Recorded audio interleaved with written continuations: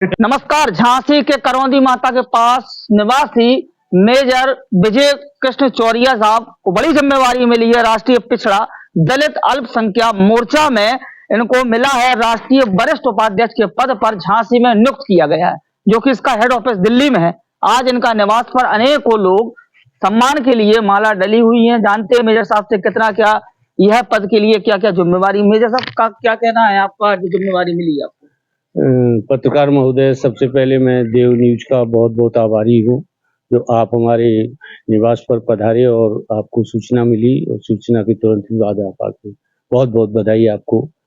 और हमारे सब वरिष्ठ हमारे वाल्मीकि समाज से सफाई कर्मचारी जिला पंचायत बुंदेलखंड प्रभारी बिहारी बराल जी, हमारे जो संतोष गावरी, परोचे जी, कमल और रवि चौधरी, ये अमर सिंह, सारे लोगों को जैसे ही पता चला कि मुझे इस पद पे नियुक्त किया गया है और मैं राष्ट्रीय अध्यक्ष जी का इसके लिए जो हमारे पिछड़ा दलित अल्पसंख्यक मोर्चा के जो राष्ट्रीय अध्यक्ष हैं उमेश जी, मैं उनका बहुत बहुत आभारी हैं कि उन्होंने हमें इस पद के लायक समझा और काबिल समझा और काम करने के लिए उन्होंने मुझे मौका दिया। कौन कौन से मुद्दे को उठा पाओगे इस संगठन के माध्यम? इस संगठन के मुद्दे तो बहुत हैं, लेकिन मैं आपको मिनिमम 2-3-4 मुद्दे जो सही उचित तौर पर हैं, जो हम समाज की बहुत शोषित वंचित समाज जो चल रहा है, हमारे 85% जो समाज है वो इन सब मुद्दों से भटका हुआ है।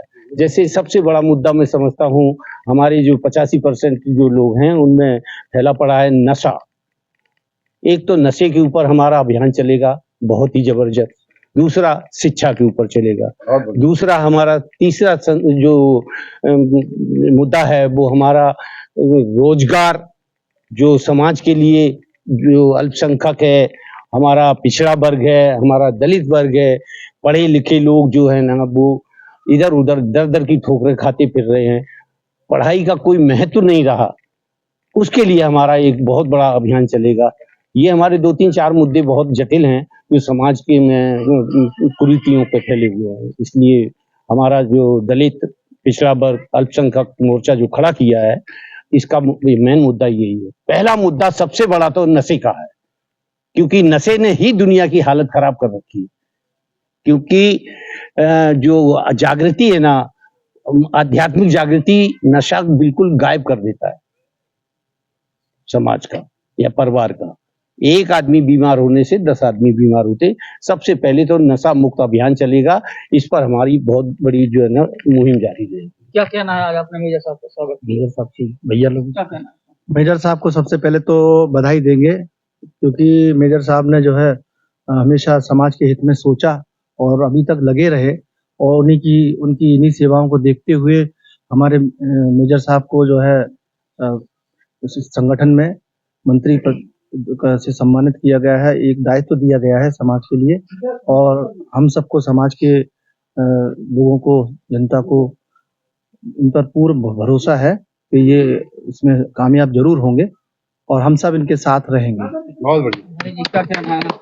सबसे पहले मैं परम आदरणीय राष्ट्रीय अध्यक्ष उमेश भारती जी का मैं धन्यवाद करता हूं बुंदेलखंड की सरजमी से, कि जिन्होंने ऐसे हमारे जो बिल्कुल जागरूक आदरणीय मेजर साहब भारतीय सेना में सूबेदार रहे हैं, जिन्होंने देश की सेवा की है और आज मेजर रहे हैं, और आज जो इनको जो है जिम्मेदारी मिली है, मैं समझता हूं कि बहुत बड़ी जिम्मेदारी मिली है और हमारे मेजर साहब इस जिम्मेदारी को निभाने में बिल्कुल सक्षम हैं।